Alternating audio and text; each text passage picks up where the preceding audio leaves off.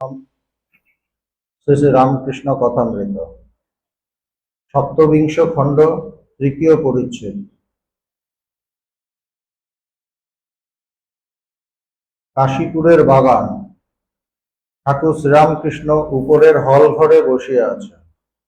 কাশীপুরের বাগান মানে তখন ঠাকুর অসুস্থ, তার ট্রিটমেন্ট চলছে।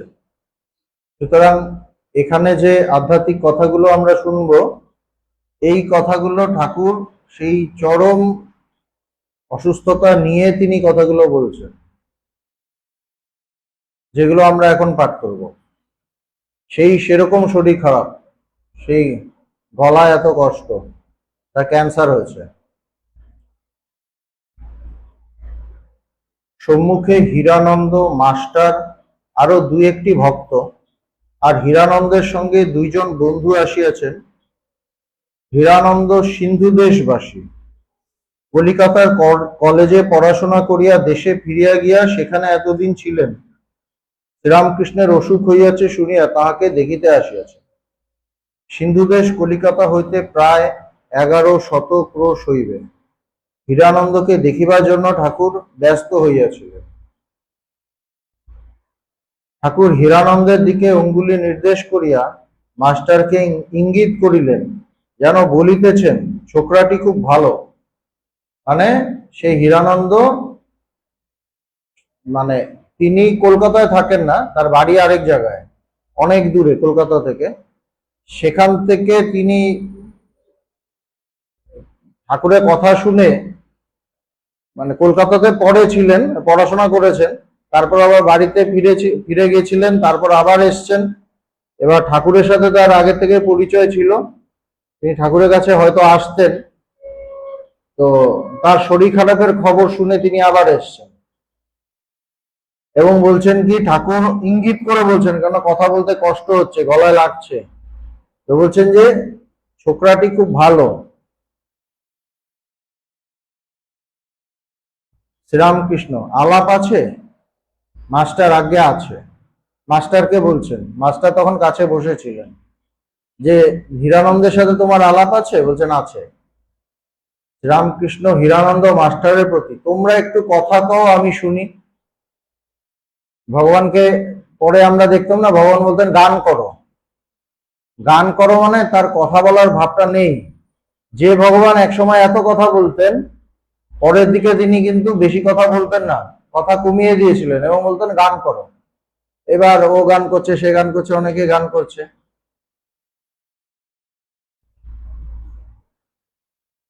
তো সেরকম ভাবেই বলছে, তোমরা একটু কথা কও, আমি শুনি।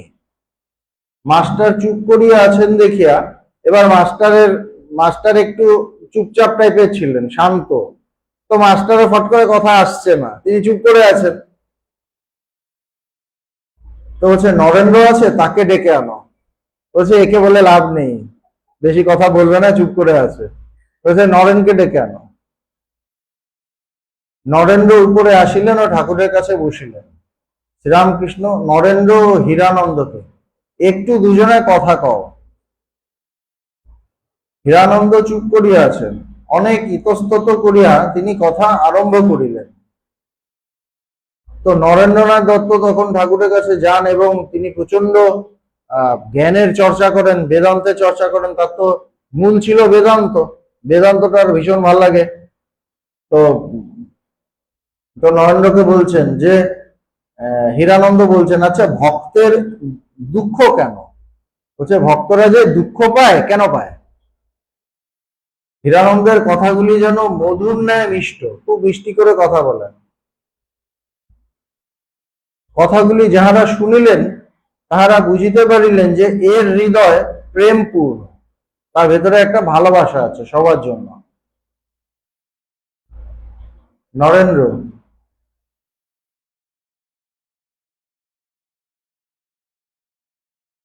যেটা বলেছেন, নরেন্দ্র বললেন, এ জগতের বন্দোবস্ত দেখে বোধ হয় যে এটাকে শয়তানে করেছে, আমি এর চেয়ে ভালো জগৎ সৃষ্টি করতে পারতাম। এইটা ম্যাক্সিমাম মানুষের এইটাই কিন্তু কথা। জগৎটায় এমন কিছু খুব সুন্দর কিছু জিনিস নেই, সব জায়গায় তো মিথ্যা, দুর্নীতি, পাপ, সব অন্ধকার। ভালো কিছু তো খুব কমই চোখে পড়ে।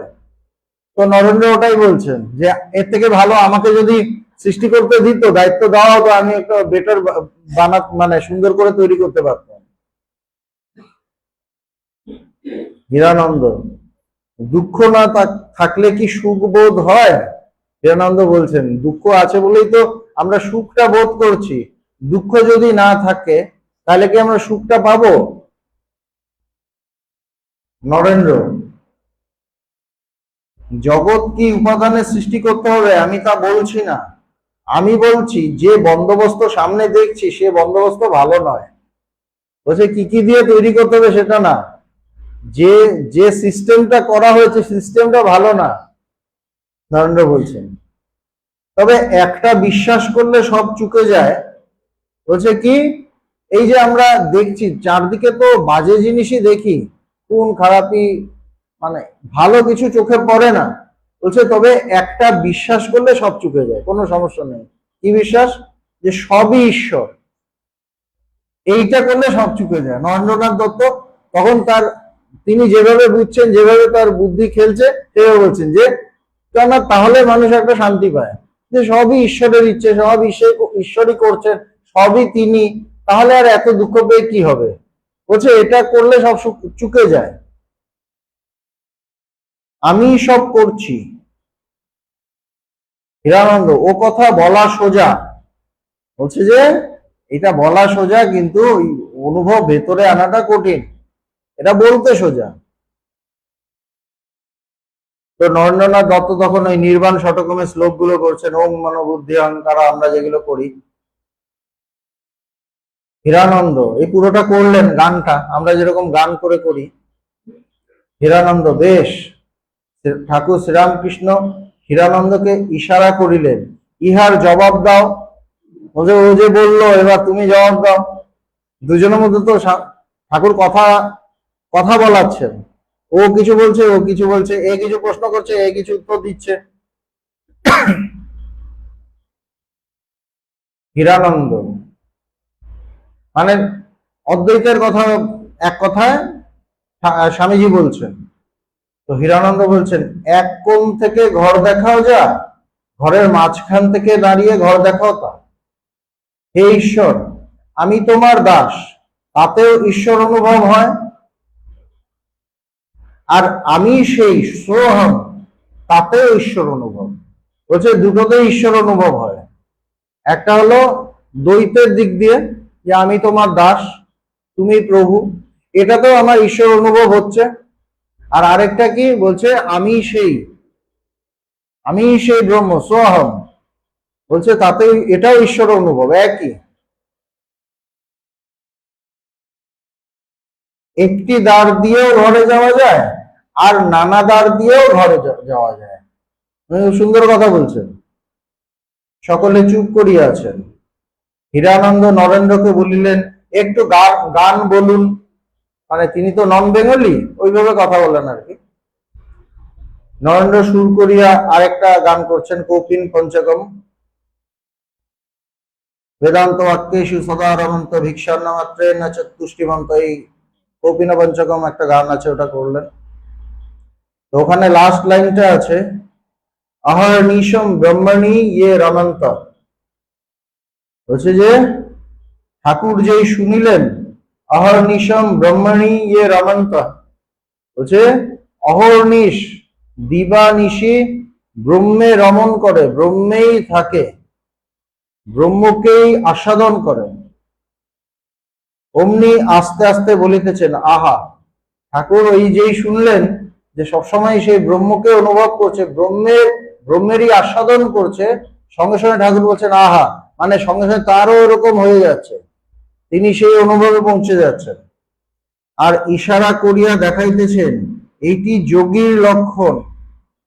হচ্ছে যে যোগীরা তাদের টার্গেট থাকে যে আমাকেও সেই ব্রহ্মে প্রতিষ্ঠিত হতে হবে, সেই ব্রহ্মকেই আমি যেন আস্বাদন করতে পারি, সেই অনুভব। নরেন্দ্র আবার গাইতেছেন, আরেকটা গান গাইলেন শ্রীরামকৃষ্ণ নরেন্দ্রের প্রতি। ওই গানটাও হলো, সংস্কৃতে ওই গানটা ছিল। আর ওইটে জো কুছ হ্যায় সো তু হি হ্যায়, বলছে ওই গানটা কর। নরেন্দ্রকে ঠাকুর বলছেন একটা গান আছে, তুঝসে হামনে দিল কো লাগায়া, নরেন্দ্র ওই গানটি গাইতেছেন। तुझसे हमने दिल को लगाया, जो कुछ है सो तू ही है, एक तुझको अपना पाया, जो कुछ है सो तू ही है।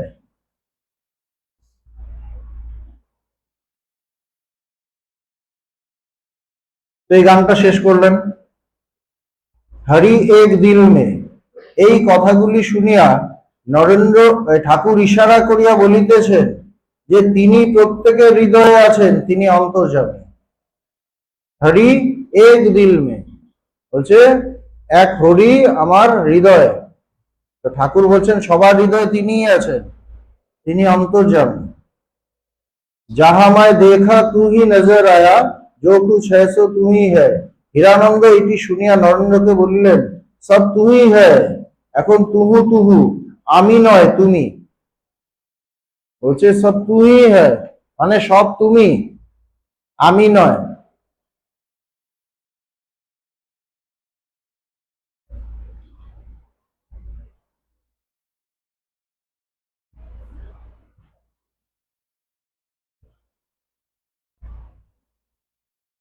নরেন্দ্র বলছেন আমি যদি এক পাই তাহলে নিযুত কোটি এসব অনায়াসে করতে পারি, অর্থাৎ একের পর শূন্য বসিয়ে। বলছে আমি যদি এক পাই, একের পর আমি শূন্য বসিয়ে আমি লক্ষ কোটি সব করতে পারি।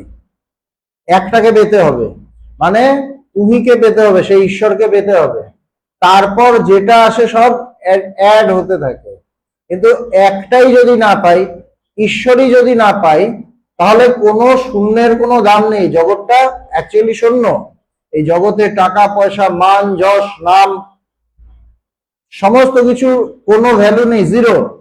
কিন্তু যদি সবার আগে ঈশ্বর থাকে তাহলে ওগুলো দাম বাড়তে থাকে। ঈশ্বরকে যদি লাভ করি তখন আমার কাছে তখনই ঠিক ঠিক জগতের টেস্টটাও পাবো, জগতের দামটাও পাবো।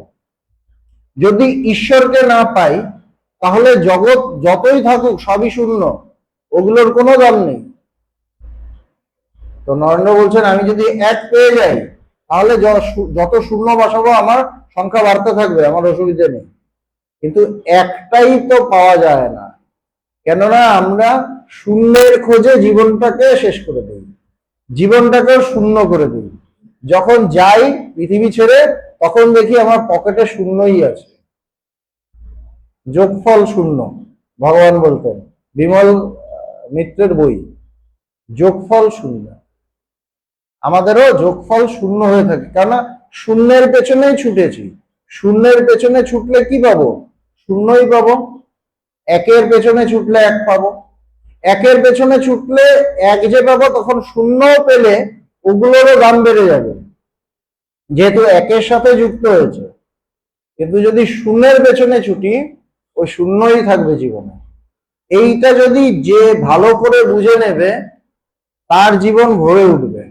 কিন্তু এটা যদি আমরা বুঝতে না পারি তখন জীবনে আর কোনো লাভ নেই। আমার যতই টাকা পয়সা মান সম্মান, সবাই আমাকে খুব সম্মান করছে, ইয়ে করছে, ধন দৌলত সব থাকলো, কিন্তু আসলটাই থাকলো না। এইটা বোঝাটা খুব কঠিন। এটাও ঈশ্বরের কৃপাতেই হয়, আর তার জন্য ব্যাকুল হতে হয় যে তিনি বুঝিয়ে দেন। কিন্তু যখন আমি তার জন্য ব্যাকুল হই তখন তিনি বুঝিয়ে দেন, তখন এককে তিনি পাইয়ে দেন।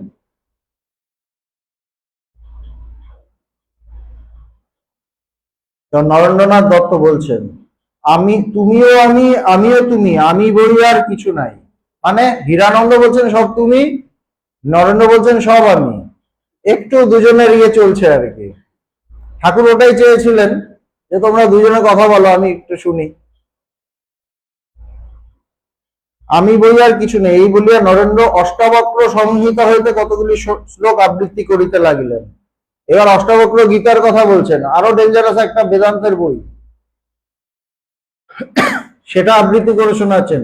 নানা রকম ওখানে যে শ্লোকগুলো, অষ্টাবক্র গীতা মানে অষ্টাবক্র মুনি রাজা জনককে উপদেশ দিচ্ছেন বেদান্তের চরম কথা।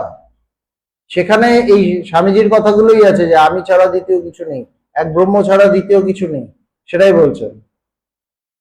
আবার সকলে চুপ করিয়া রইলেন।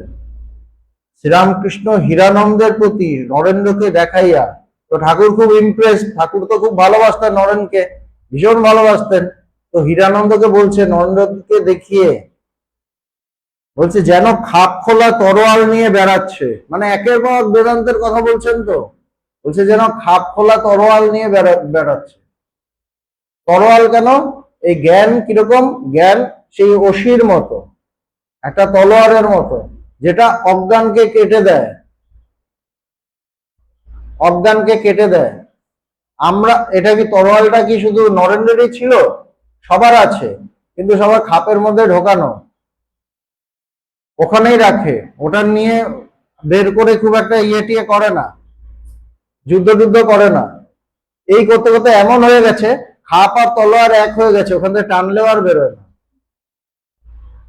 তখন খাপটাই মনে হয় যে ওই একটাই জিনিস, খাপ এবং তলোয়ার এক। মানে কি, আমি তখন একটা জড় বস্তু হয়ে থাকি, আমি সেই শরীর মন বুদ্ধি এগুলোর মধ্যেই আটকে বসে থাকি। ওখান থেকে আর জ্ঞান নামক তলোয়ারকে আর বের করতে পারি না, কেন আমি নিজের শরীর বলে নিজেকে মনে করি। সেজন্য খাপের মধ্যে পুরো আটকে যায় তলোয়ারটা, আর বেরোয় না। তার জন্য বের করতে হবে। গুরু ওখানে তেল দেবেন, তেল দিলে টানাটানি করতে করতে একসময় বেরিয়ে আসবে, একসময় বেরিয়ে আসবে। যদি আমি ঠিক মতো চাই, আমি ওটাকে বের করতে চাই, সেই জ্ঞান নামক তলোয়ারকে যদি আমি উদ্ধার করতে চাই, তখন বেরিয়ে আসবে। কিন্তু যদি আমি না চাই, যদি টানাটানি না করি, যদি গুরুর কাছে না যাই, তিনি জানেন প্রসেস, তিনি বের করে দিতে পারেন, না হলে আর কেউ পারবে না। মুক্ত করার ক্ষমতা তারই থাকে, স্বয়ং ঈশ্বরেরই থাকে, গুরুরূপী ঈশ্বরেরই থাকে, আর কারো থাকে না। তিনি বের করতে পারেন। এবার বের করলেই সব হয়ে গেল? বলছে না, এবার আবার ঘষতে হবে, ঘষতে হবে। কেননা জং তো নানা জায়গায় বেরিয়েছে, কিন্তু জং তো নানা জায়গায় লেগে আছে, ওটাকে ক্লিয়ার করতে হবে। তো ক্লিয়ার করতে হবে কি না? আগে এক সময় শাইনিং ছিল, কিন্তু ওখানে রাখতে রাখতে রাখতে রাখতে ওটা পুরো জং টং ধরে একাকার হয়ে বেরিয়ে গেছে। কিন্তু ওখান দিয়ে মারলে খুব একটা গলা টলা নাও কাটতে পারে, বরঞ্চ ইঁদুর টিঁদুর কাটা পড়তে পারে, এর বেশি না। মানুষ কাটা পড়বে না। মানুষ কাটতে গেলে তখন আবার শাইনিং করতে হবে, আবার ধারালো করতে হবে, ঝকঝকে করতে হবে। সুতরাং জ্ঞান হলেও সব হবে না, ওটাকে ঝকঝকে করতে হবে। কিন্তু আমার তলোয়ার বেরিয়ে গেছে বলে যদি আমি লাফিয়ে বেড়াই, কাউকে না কাটি, তাহলে বোঝা যাবে না। কাটতে হবে। কতটা কাটলাম, কতটা নিজের সংস্কারকে কাটলাম, কতটা নিজের জগৎকে কাটলাম, ওগুলো দেখতে হয়। বেরিয়ে গেছে, আমি মুক্ত, আমাকে পায় কে?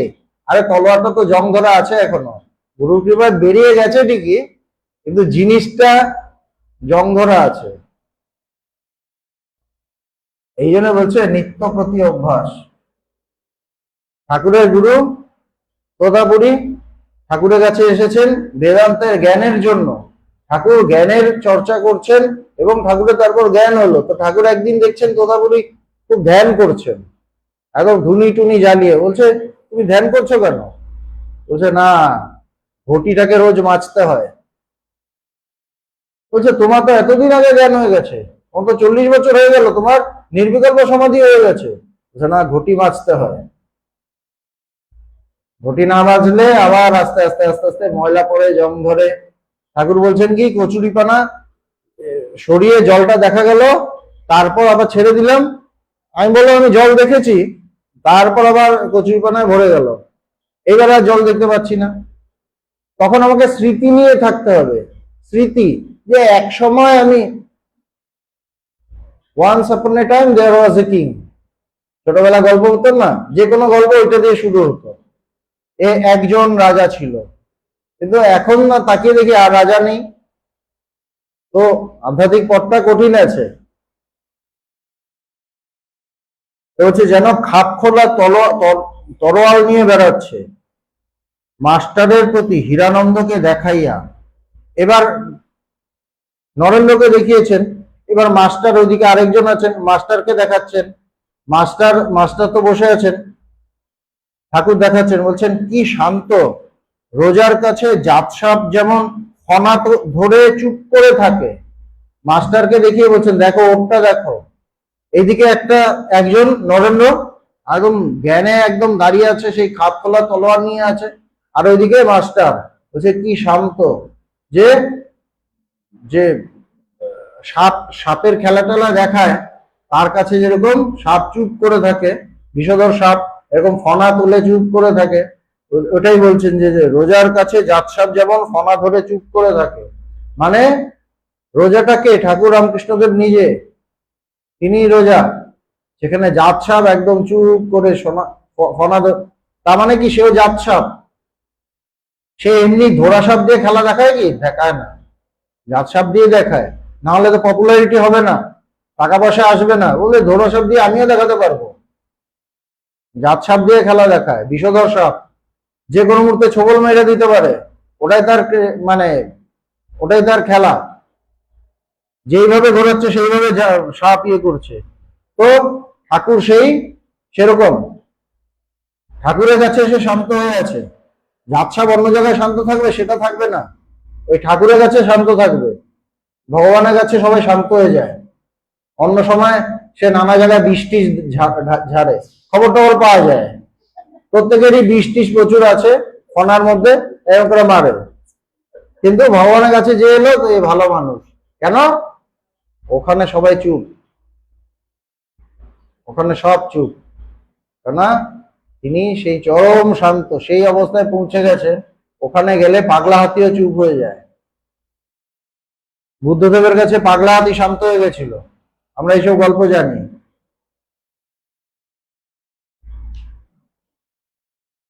ঠাকুর শ্রীরামকৃষ্ণ অন্তর্মুখ, কাছে হীরানন্দ মাস্টার বসে আছেন। কিছুক্ষণ সময় গেছে, তো হীরানন্দ এবং মাস্টার বসে আছেন, ঠাকুর চুপ করে আছেন, অন্তর্মুখ। ঘর নিস্তব্ধ, ঠাকুরের শরীরে অশ্রুতপূর্ব যন্ত্রণা, সারা শরীরে যন্ত্রণা ঠাকুরের।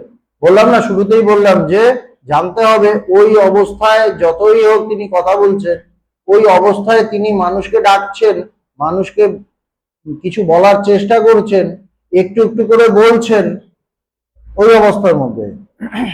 ঘর নিস্তব্ধ, ভক্তেরা যখন এক একবার দেখেন তখন তাহাদের হৃদয় বিদীর্ণ হয়। ঠাকুরকে দেখে ভক্তদের খুব কষ্ট হচ্ছে, হৃদয় বিদীর্ণ হয়। ঠাকুর কিন্তু সকলকেই ভুলাইয়া রাখিয়াছেন, বসিয়া আছেন সহাস্য বদন। ওই শরীর খারাপ নিয়ে সহাস্য বদন। আমাদের একটু শরীর খারাপ হলেই আমরা বলি যাব না, ভগবানের কাছে যাব না, আশ্রমে যাব না, কিছু হলেই বলি। ঠাকুর কিন্তু ওই শরীর খারাপ নিয়ে বলছেন সহাস্য বদন।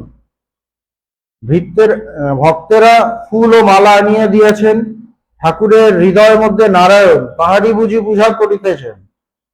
এই যে ফুল লইয়া মাথায় দিতেছেন, তো ফুল দিয়েছে, তো ঠাকুর আবার ফুল দিয়ে মাথায় দিচ্ছেন, কণ্ঠে, হৃদয়ে, নাভিদেশে, নানা জায়গায় শরীরে তিনি টাচ করছেন। একটি বালক ফুল লইয়া খেলা করিতেছে, যেন একটা বাচ্চা খেলে না, ওরকম। ঠাকুরের যখন ঈশ্বরীয় ভাব উপস্থিত হয় তখন বলেন যে শরীরের মধ্যে মহাবায়ু ঊর্ধ্বগামী হইয়াছে, যে শরীরে সেই কুণ্ডলিনী শক্তি উঠছে।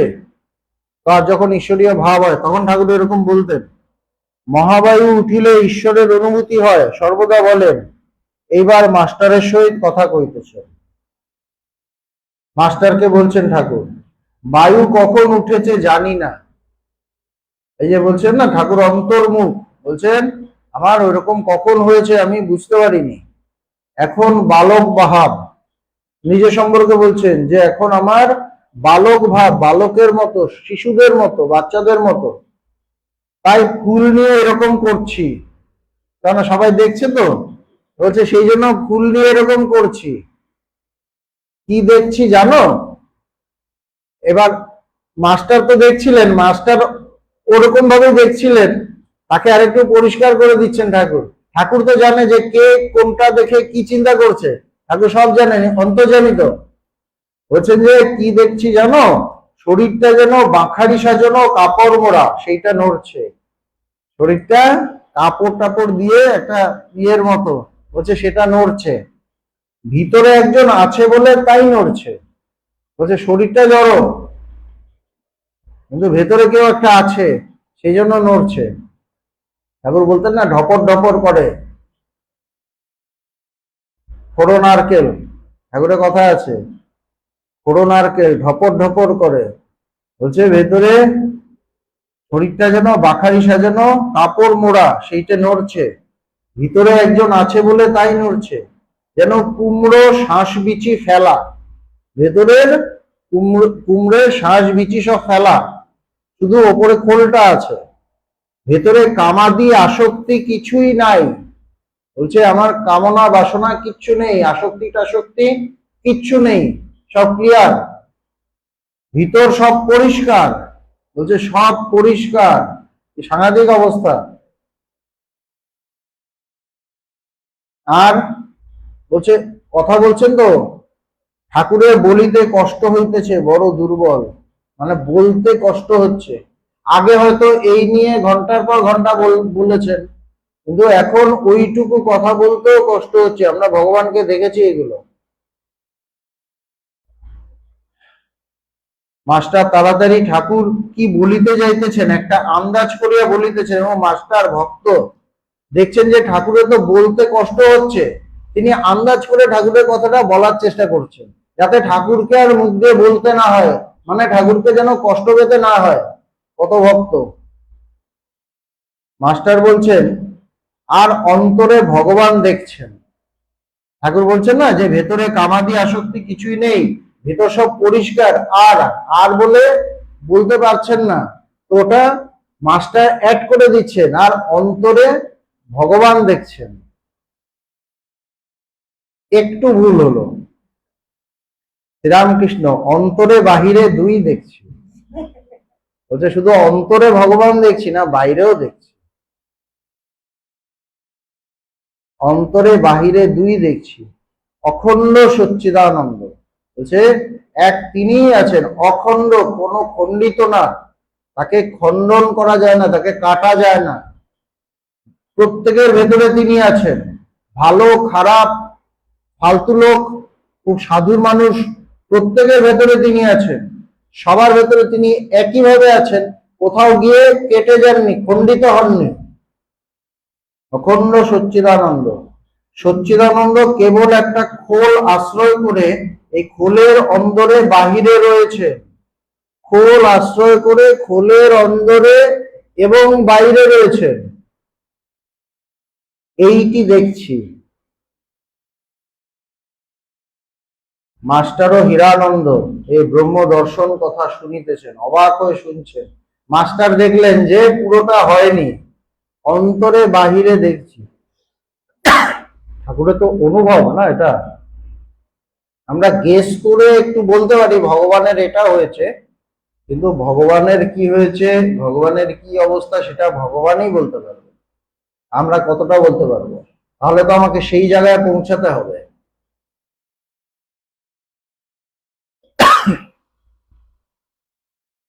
কিছুক্ষণ পরে ঠাকুর তাহাদের দিকে দৃষ্টি করিয়া কথা কইতেছেন, আর তাদের দিকে তাকিয়ে আবার কি বললেন, তোমাদের সব আত্মীয় বোধ হয়, কেউ পর বোধ হয় না, তোমাদের সবাইকে আত্মীয় দেখছি, কেউ পর বলে মনে হচ্ছে না। ওই অবস্থা, গলায় ক্যান্সার, তখন তো কোনো ওষুধ টষুধ সেরকম ছিল না যে সুস্থ হয়ে যাবেন, যাওয়ার দিকে, দিনের পর দিন শরীর খারাপ হচ্ছে, তার মধ্যে ঠাকুর বলছেন, সবাইকে বলছেন যে সব অখণ্ড সচ্চিদানন্দ, এবং অন্তরে বাহিরে এক, আর তোমাদের সবাইকে আত্মীয় দেখছি, কেউ পর নয়। কতটা ভালোবাসা, কতটা জ্ঞান, কতটা গভীর ভালোবাসা, আর আমরা তাকে দেখেছি একই।